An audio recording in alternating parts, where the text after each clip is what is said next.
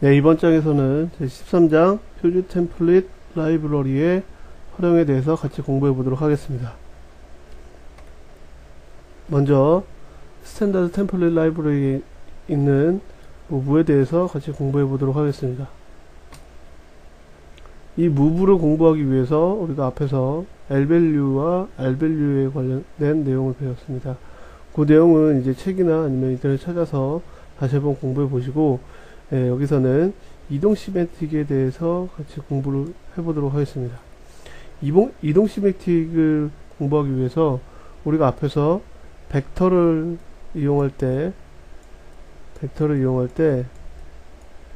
값이 새롭게 푸시백 되면서 벡터에 할당된 메모리 공간이 추가되고, 그 다음에 새롭게 할당된 공간에 데이터를 복사하고 뭐 이런 것들을 그래서 새롭게 추가된 푸시백 내용을 거기다 추가해 준다, 이런 내용을 배웠습니다. 근데 실제로 그렇게 데이터를 새롭게 공간을 할당하고 복사를 하게 되면 굉장한 오버헤드가 있습니다. 데이터가 별로 많지 않을 때는 그렇게 큰 오버헤드가 없지만, 데이터가 많아지게 되면 오버헤드가 점점 커지게 됩니다. 그런 것들을 방지하기 위해서, 그런 것들에 대한 오버헤드를 줄이게 하기 위해서 이동 시멘틱이라는 것이 생겼습니다. 이동 시멘틱이 뭔지 같이 살펴보도록 하겠습니다. 우선 이동 시멘틱을 위해서 여기 myArray라는 클래스를 하나 만들었습니다. myArray라는 클래스를 만들었고, 그 앞에 이제 생성자는 기존 쓰던 것과 같이 이제 n으로 받은 걸 num이라는 변수에 이렇게 할당을 해주고요. 그 다음에 복사 생성자를 만들어줍니다. 복사 생성자를 이제 레퍼런스로 받아서 이렇게 값을 전달해 주죠. 이렇게 하는데, 그 다음에 저희가 배울 것은 이제 이동 생성자, 이동 시메틱을 위한 이동 생성자입니다. 이동 생성자를 만들 때는 여기 앞에 레퍼런스를 두 개 사용해서 R밸류를 이렇게 받아오게 되죠. 이 값을 받아오게 되고요. 그래서 그 값을 가지고 이동 시메틱을 구현할 수 있는 내용입니다. 그리고 이동 대입 연산자도 역시 이렇게 오퍼레이터 이꼴에 대해서 레퍼런스 기호를 두 개 이렇게 써서 이동하려는 값을 이렇게 전달을 하게 되죠. 그리고 이제 수업을 하게 됩니다. 여기 보시면, 그래서 여기 메인 함수를 같이 보시면, 먼저 10이라는 값을 n에 전달해서 생성자에 전달해서 이제 생성자를 호출하는 AL1이라는 변수를 만듭니다. 그리고 그 뒤에 AL1을 가지고 AL1을 레퍼런스로 전달하는 이제 AL2라는 변수를 만들죠.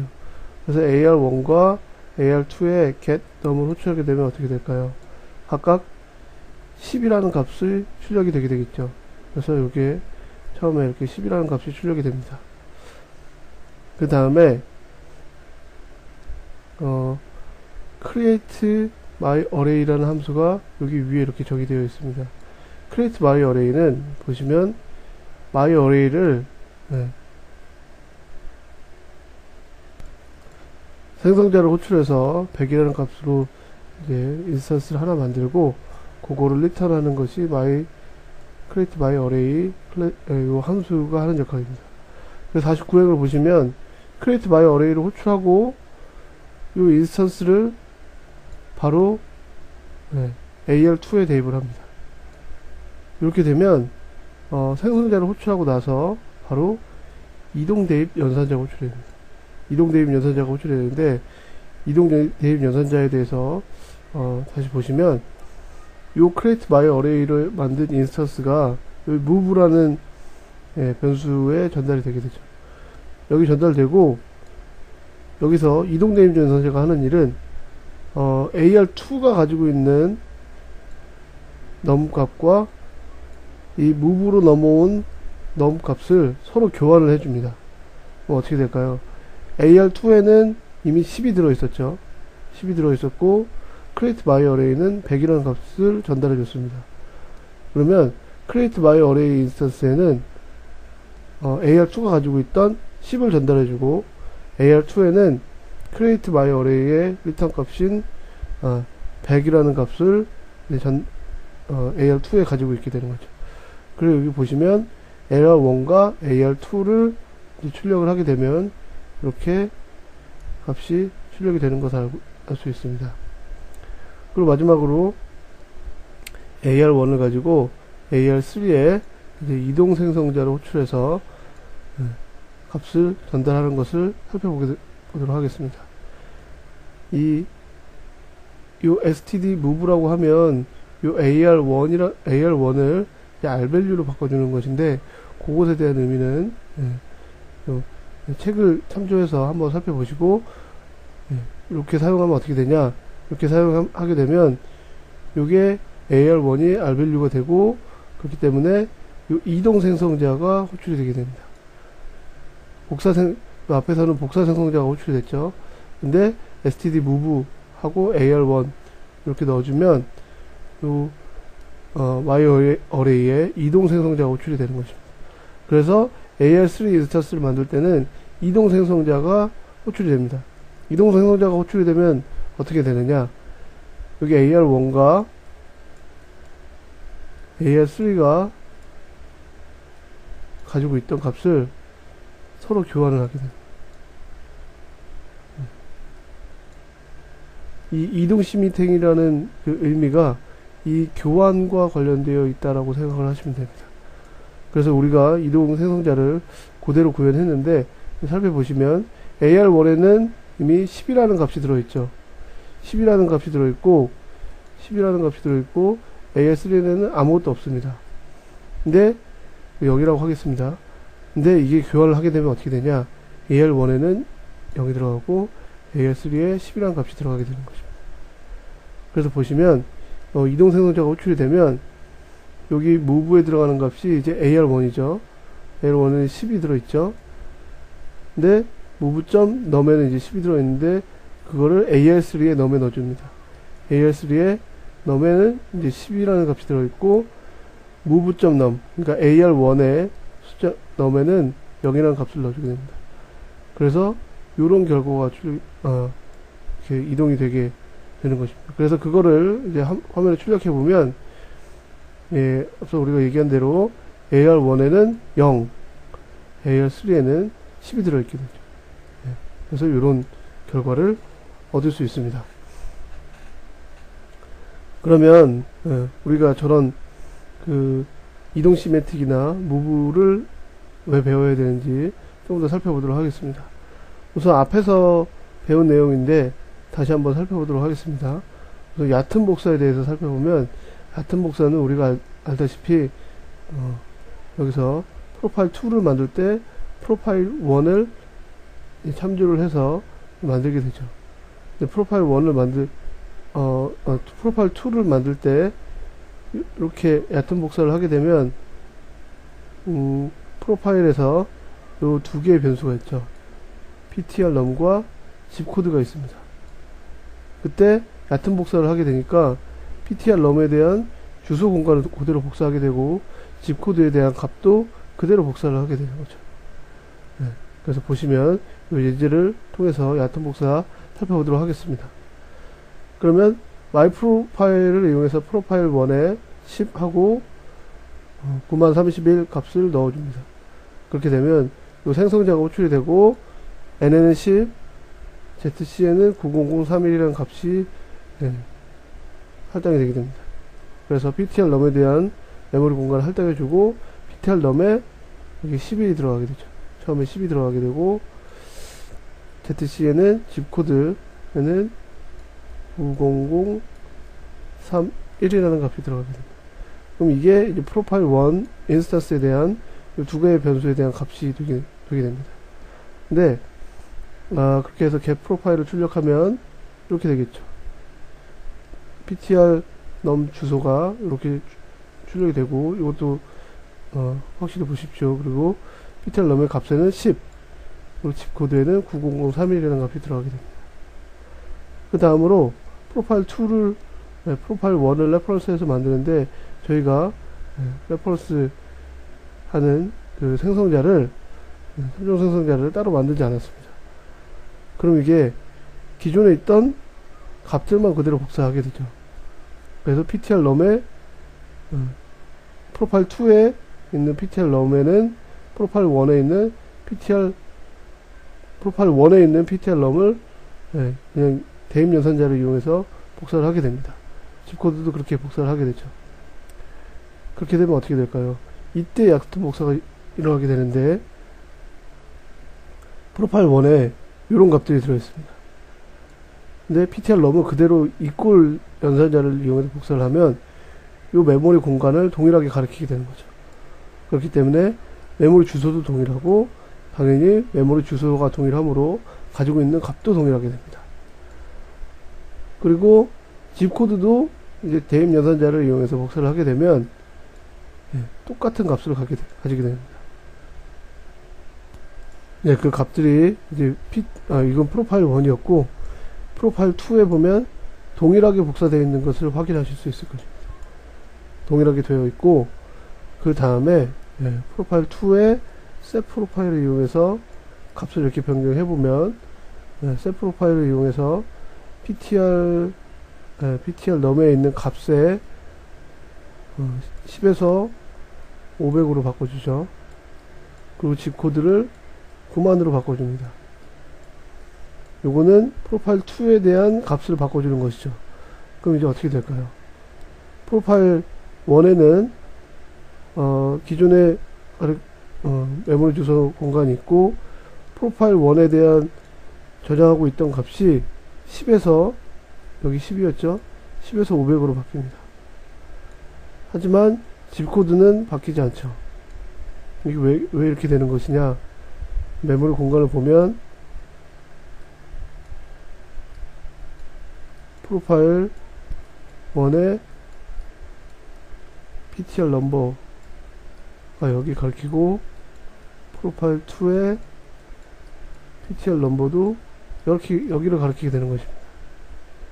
그렇기 때문에 여기서 set 프로파일을 이용해서 프로파일 2에 ptr 넘버 값을 이렇게 넘버에 저장되는 값을 500으로 바꾸게 되면 실제로 여기 10이 저장되어 있었는데 이게 500으로 바뀌게 되는 거고요. 그렇게 되면서 프로파일 1에 가리키는 공간도 동일하게 ptr2와 같이 500으로 바뀌게 되는 것이죠. 그렇기 때문에 얕은 복사를 하게 되면 이와 같은 문제가 발생한다 라는 것을 이해하고 넘어가시면 됩니다.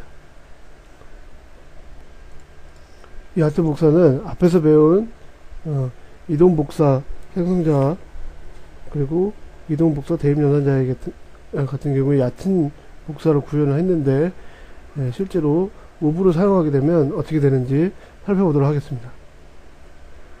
그래서 std 모브를 사용하게 되면 여기서 어떻게 되는지 살펴보도록 하겠습니다.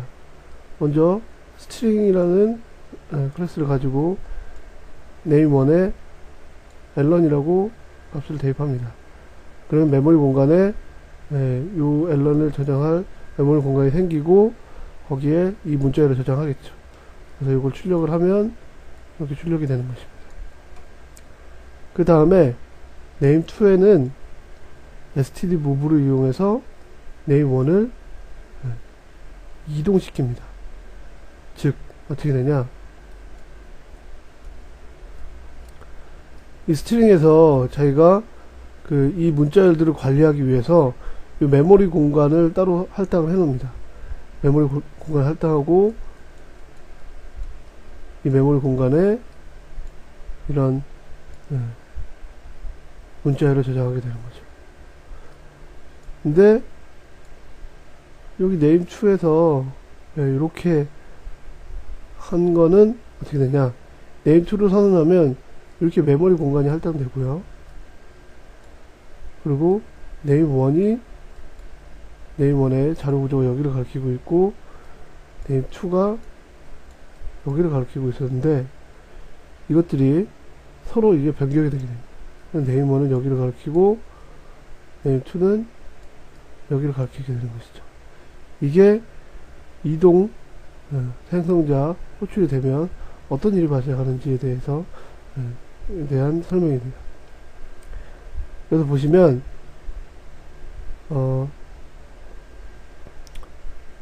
이렇게 하게 되면 name1이 name2의 새로 할당된 공간을 가리키게 되고 여기는 아무 문자열이 없습니다. 그죠? name2는 name1이 가리키고 있던 곳을 가리키게 되죠.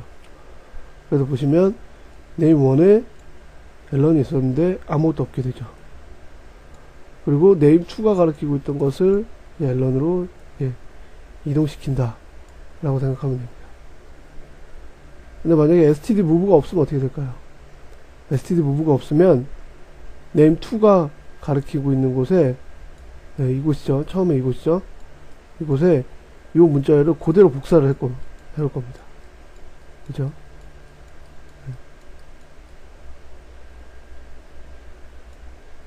그 차이점에 대해서 확실히 알고 계시면 됩니다.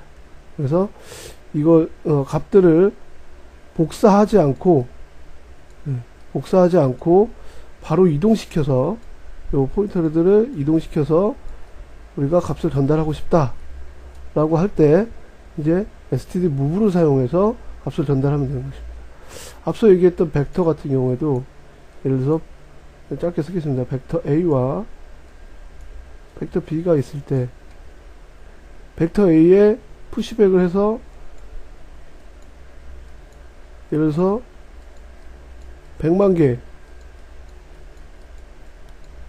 정도의 데이터를 이렇게 축적했다고 했을 때 만약에 B equal A 하면 어떻게 될까요? A에 있는 데이터를 모두 B에다 복사합니다.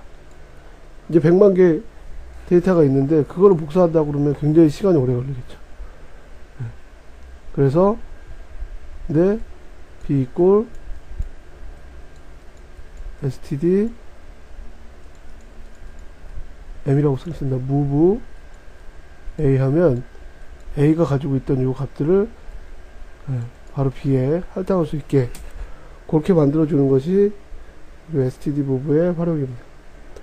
요 내용은 최근에 추가된 것이기도 하고 L밸류, R밸류 이런 개념들도 알아야 되고 하기 때문에 많은 책을 통해서도 공부하고 다른 예제들도 참고를 하셔서 조금 더 공부해 보셨으면 좋겠습니다.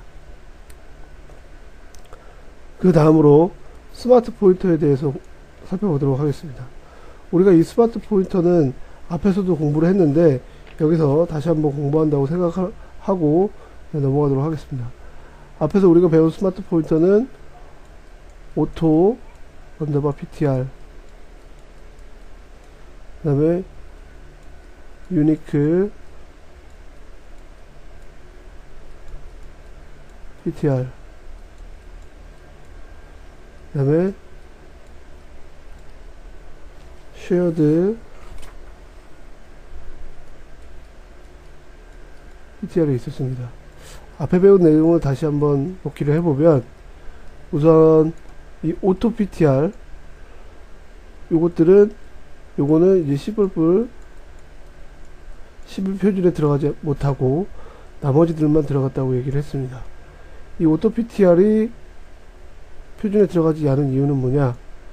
앞서 설명했듯이 이 auto ptr은 포인터를 하나의 변수만 가리킬 수 있도록 하는데 그 하나의 변수만 가리키게 할 때 그 런타임 에러가 발생하기 때문에 문제가 될 요지가 크다 라고 생각해서 11불이죠. 11 표준에 넣지 않았습니다. 하지만 유니크 ptr 같은 경우에는 런타임에 에러가 나는 것이 아니라 컴파일 때 에러가 나죠. 컴파일 때 혹시 포인터를 가지고 있지 않은, 그러니까 메모리 공간을 가지고 있지 않은 변수를 호출한 적이 있는지 그런 것들을 컴파일 타임에 알아서 걸러주므로 요거는 런타임에 에러가 발생하는 이런 위험한 상황을 미리 방지할 수 있기 때문에 예, C++ 11 표준에 들어갔습니다. 즉, 이 오토PTR과 유니크PTR 둘 다 포인터가 하나만 가리키고 있도록, 예, 하나의 포인터만 메모리 공간을 가리키고 있도록 그렇게 관리를 해주는 것입니다. 쉐어드 포인터는, 쉐어드 PTR은 여러 개의 변수를 이용해서 하나의 메모리 공간을 가리킬 수 있게 해주는 메모리 스마트 포인터라고 우리가 앞에서 배웠습니다. 그럼 여기서도 유니크 PTR과 쉐어드 PTR에 대해서만 빠르게 같이 한번 살펴보도록 하겠습니다. 보시면 마이 프로파일을 프로파일 1이라는 변수에 이렇게 만들어서 get name을 하게 되죠. 그러면 get name을 하게 되면 이름은 앨런이다 라고 화면에 출력이 되게 됩니다. 그 다음에 마이 프로파일을 포인터 변수로 만들어서 포인터 프로파일 1이라는 변수를 만들고 메모리 공간에 이렇게 할당하게 되면 마이 프로파일에는 get name 호출하게 되면 이제 name 땡땡 앤드류라고 출력이 되게 되죠. 근데 기존의 포인터 사용하던 방식입니다. 기존에 사용하던 포인터 사용하던 방식이고, 요거를 이제 메모리 공간을 해제하기 위해서 이제 delete라는 것으로 호출했죠. 근데 스마트 포인터는 우리가 앞에서도 배웠듯이 가장 중요한 특징이 우리가 명시적으로 메모리 공간을 해제해주지 않아도 된다. 메모리 공간은 알아서 해제가 된다 라고 배웠습니다. 그렇기 때문에 프로그래머가 딜리트를 명시적으로 호출하지 않아도 메모리 공간이 메모리 리익이 발생하거나 이런 일이 발생하지 않기 때문에 메모리 누수를 방지하는데 굉장히 효과적이고 프로그래머가 프로그램하기 굉장히 편하다 라고 배웠습니다. 그래서 보시면 유니크 PTR 마이 프로파일 이렇게 만들어 놓으면 마이 프로파일을 가지고 포인터 변수를 하나 만드는데 유니크 PTR 프로파일 1을 만들고 이렇게 할당해 주면 메모리 공간에 마이 프로파일 이름을 스티븐이라고 할당하고 하나 만들어 주게 됩니다. 그 다음에 이제 get name을 이렇게 호출할 수 있죠. 근데 그 뒤에 별도로 메모리 공간을 해제하지 않아도 메모리 누수가 발생하지 않는다. 즉 프로그램이 알아서 C++이 알아서 이렇게 포인터로 설정한 메모리 공간을 해제해 준다 라는 것입니다. 그래서 이렇게 사용할 수 있다 라는 것을 알고 가시면 되고, 유니크 PTR에서는 이제 9장에서도 자세히 배웠으므로 궁금하신 사항 있으시면 9장으로 돌아가서 다시 한번 공부를 해보시면 좋을 것 같습니다. 그 다음으로 이제 쉐어드 PTR에 대해서 한번 같이 보도록 하겠습니다. 쉐어드 PTR 사용 방법은 앞에서 여기서 유니크 PTR에 사용했던 것처럼 쉐어드 PTR 그리고 클래스 이름, 그 다음에 쉐어드 인스턴스 이름 써준 다음에 이제 메모리 공간을 이렇게 할당해 주죠. 그 다음에 쉐어드 PTR을 다른 공간에 다른 변수를 가지고 똑같이 가르치게 하고 싶다 라고 하면 이렇게 make shared 하고 클래스 이름 써주면 shared PTR 프로파일 이 변수를 또 활성화할 수 있는 거죠. 제가 잘못 설명드렸는데 이렇게 쓸 수도 있고 이렇게 쓸 수도 있습니다. make shared 하고 이렇게 쓴 다음에 이렇게 쓰면 shared PTR 용으로 my 프로파일 클래스에 인스턴스를 만들어서 shared PTR 프로파일 2에 할당해 주는 것입니다. 요거는 두 번째는 제가 좀 잘못 말씀드렸는데 동일한 메모리 공간을 가리키는 것이 아닌 각자 가지고 있는 다른 메모리 공간을 가리키게 하는 것입니다. 그러면 shared PTR을 어떻게 사용하는지에 대해서 살펴보도록 하죠. 우리가 앞에서 shared PTR에 대해서 배웠었는데 이때 우리가